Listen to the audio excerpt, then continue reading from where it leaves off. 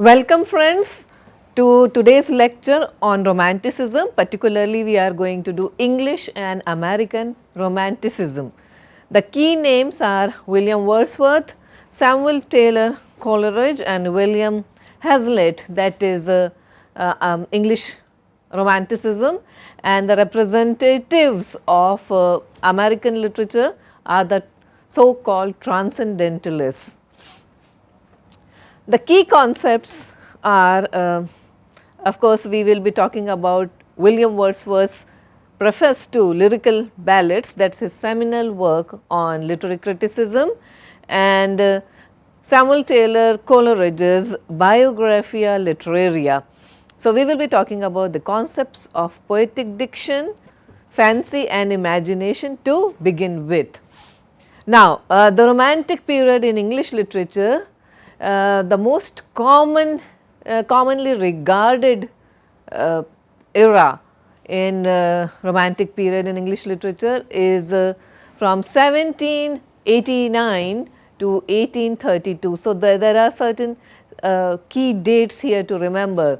1789, as we all know, is the outbreak of the French Revolution. 1798 is the publication of Lyrical Ballads, and 1832 the year of Sir Walter Scott's death. So, these are the key years that we have to bear in mind.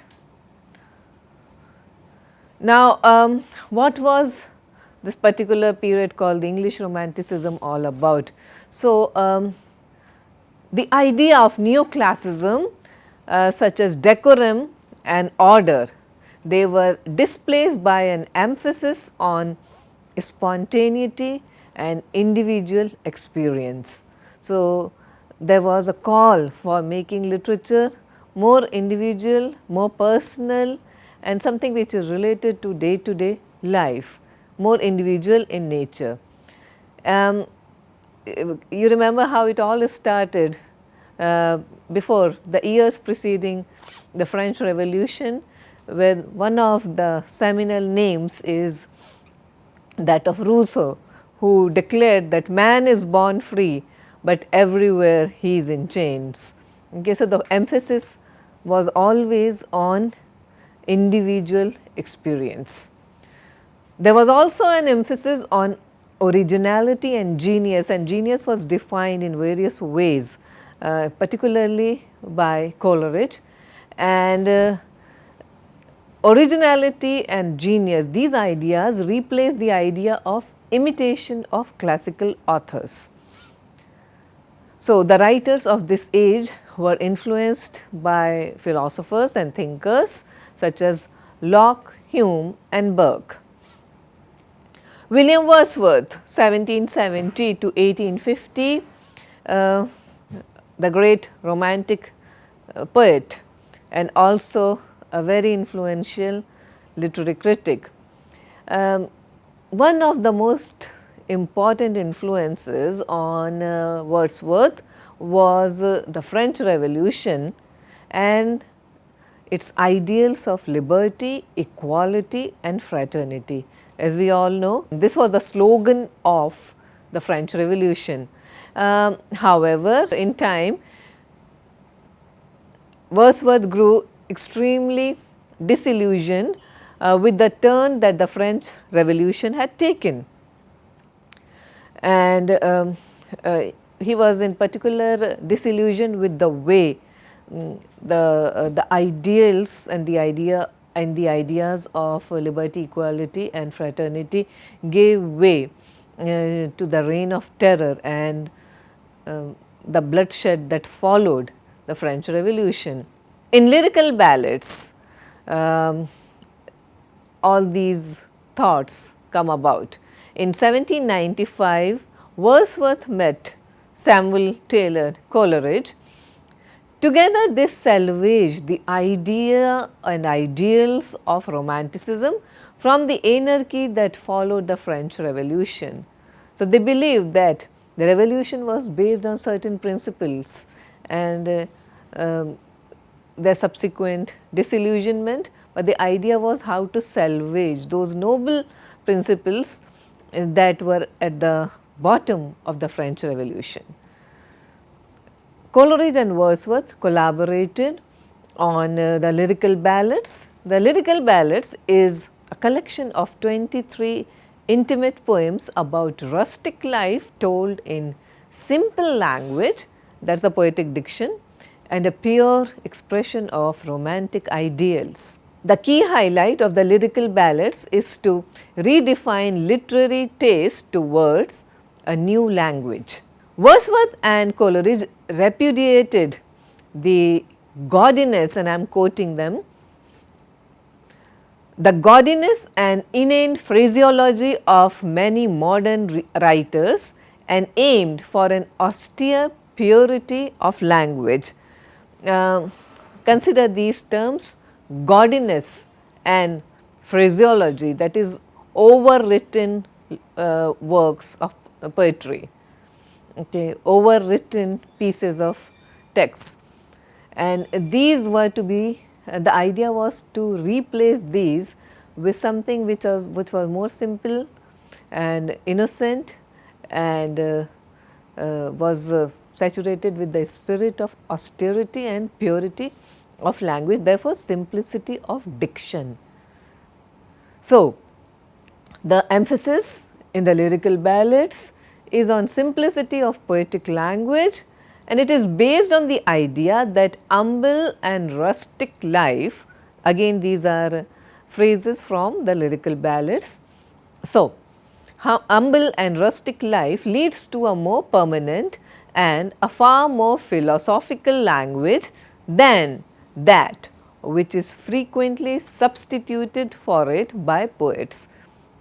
The key term is humble and rustic life, which can lead to more philosophical poetic language.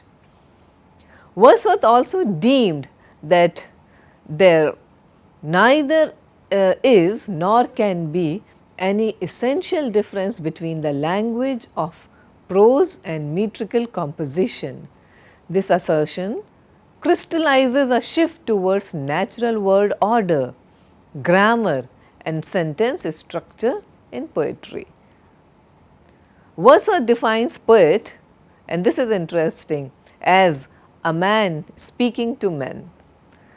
This signifies that the focus is not just on the poet with his superior worldview and his superior intellect, but also on the reader who the poet acknowledges is an informed reader and is also imaginative, who can appreciate a poet with a superior intellect. Key principles of the lyrical ballads were: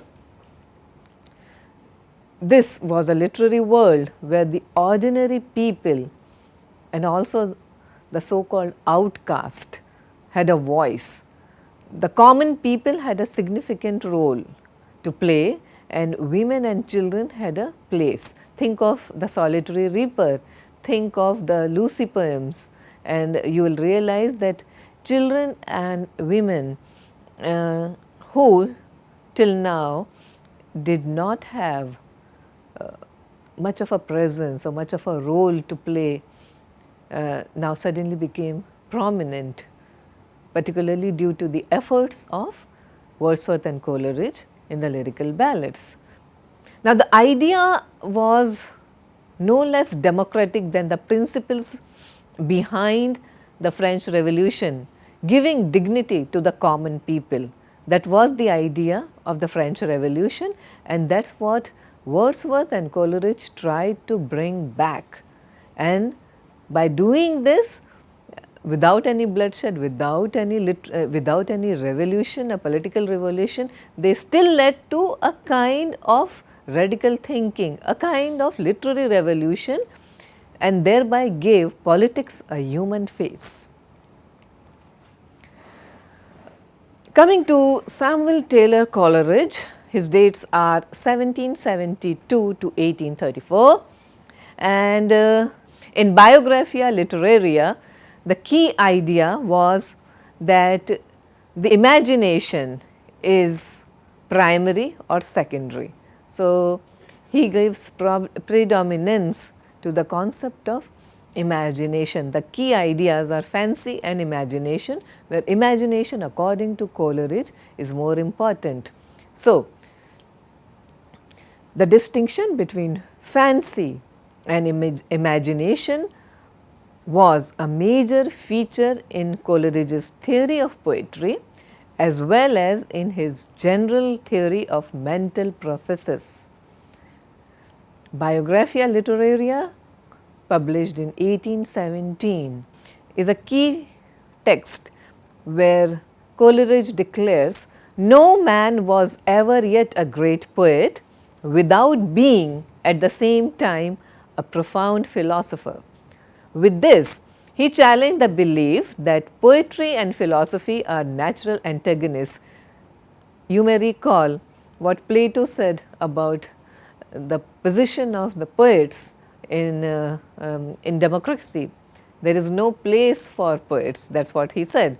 So, which means that poetry and philosophy, according to the classical thinkers, were always at loggerheads with each other, but not so in Coleridge, where he said that a poet should necessarily be a philosopher as well. On fancy and imagination, so he says that fancy has no other counters to play but with fixities and definites. I will write these terms on the board.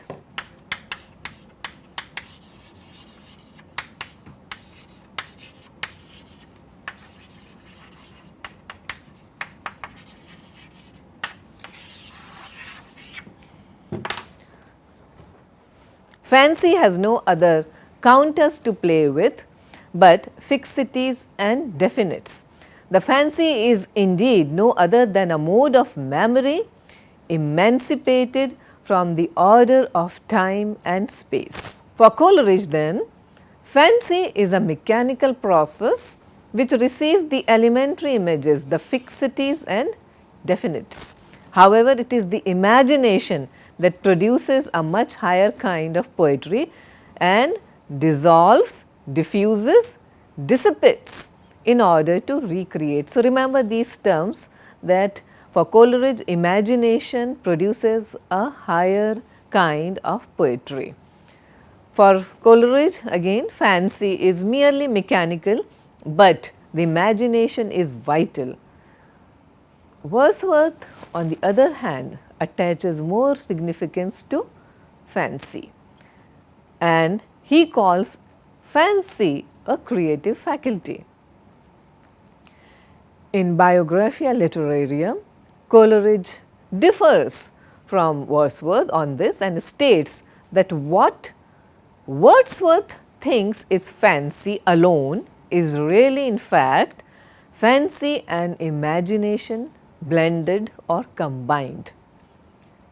He also felt that poetic genius, and here we come to Coleridge's idea on genius, that poetic genius is shaped by the depth of imagination. Imagination is extolled according to Coleridge or in Coleridge as the ultimate synthesizing faculty, enabling humans to reconcile differences and opposites in the world of appearance. The imagination for Coleridge generates and produces a form of its own, while its rules are the very powers of growth and production. A key term in Coleridge is also synthetic power, where he says imagination reveals itself in the balance or reconciliation of opposite or discordant qualities, of sameness with difference, of the general with the concrete, the idea with the image. So, imagination is the engine that drives the creative process. The faculty of imagination, according to Coleridge, assimilates and synthesizes the most disparate elements into an organic whole. So, this reconciliation of opposites is a central idea for the Romantics. To Coleridge, the archetype of all geniuses was Shakespeare. As he said, Shakespeare became all things, yet forever remaining himself. For Coleridge, the imagination goes beyond, that is, it transcends the experience and creates, and realism did not matter as much as imagination. A key example here is his Kubla Khan, or A Vision in a Dream. Kubla Khan, published in 1797, was written under the influence of opium when Coleridge fell asleep and had a dream. He dreamt that he was writing a poem, and when he woke up a few hours later, he sat down and feverishly penned a few lines. While writing, he was called by someone on business, and when he came back, he realized that he had forgotten the rest of his dream. So, all that remained was a couple of hundreds of lines of a fragmented dream. Still, we get an example of Coleridge's experience, that is his dream, and he created a poem out of that dream. So, I would like to draw your attention to these lines from Kubla Khan. That sunny dome, those caves of ice, and all who heard should see them there, and all should cry, beware, beware. His flashing eyes, his floating hair, weave a circle round him thrice, and close your eyes with holy dread, for he on honey dew had fed, and drunk the milk of paradise. So, this kind of poetry emerging out of an experience, that is of a dream. So, to summarize, Wordsworth and Coleridge's literary criticism as expressed in preface to the lyrical ballads and Biographia Literaria continue to be of central importance in the history of criticism and theory. We move on to William Hazlitt, 1778 to 1831. An interesting fact about Hazlitt, he was many things. He was a Renaissance man, he was a poet, painter, historian, critic. He was also mentored by Coleridge. He witnessed the creative process of the lyrical ballads and would often visit Coleridge and Wordsworth while they were in the process of writing the lyrical ballads. Some of Hazlitt's key texts are an essay on the principles of human action, published in 1805, The Spirit of the Age, published in 1825, and The Life of Napoleon, published in 1830. Hazlitt associated romantic poetry with the ideals of the French Revolution. Like Coleridge, Hazlitt had great respect for the imagination, which he knew could change the way we see everyday things. In his essay on Genius and Common Sense, he says, "You decide from feeling and not from reason." So, again the supremacy of feeling and experiencing sensations. Along the lines of impressionistic critics, he emphasizes on the felt qualities of a work. As he says, the imagination is the faculty which represents objects not as they are in themselves, but as they are molded by other thoughts and feelings into an infinite variety of shapes and combinations of power. In his work on poetry in general in 1818, he says, poetry then is an imitation of nature, but the imagination and the passions are a part of man's nature. Two key ideas in Hazlitt's criticism are the issues of style and the idea of sincerity. He stresses upon the courage to say as an author what he felt as man. So, the key term in Hazlitt is sincerity and originality of man. A man should have courage to say what he feels. So, there shouldn't be any distinction between what a man feels and what the poet in him feels. So, a man should have the courage to express what he feels, or the poet rather should have the courage to express what he feels as a man. Wordsworth states that the central aim of the lyrical ballads would be to, and I quote Wordsworth, to choose incidents and situations from common life and to relate or describe them throughout as far as was possible in a selection of language really used by men, and at the same time to throw over them a certain colouring of imagination, whereby ordinary things should be presented to the mind in an unusual aspect, to make these incidents and situations interesting by tracing in them the primary laws of our nature, chiefly as far as regards the manner in which we associate ideas in a state of excitement. Humble and rustic life was generally chosen because in that condition the essential passions of the heart are under less restraint and speak a plainer and more emphatic language, because in that condition of life our elementary feelings coexist in a state of greater simplicity, and in that condition the passions of men are incorporated with the beautiful and permanent forms of nature.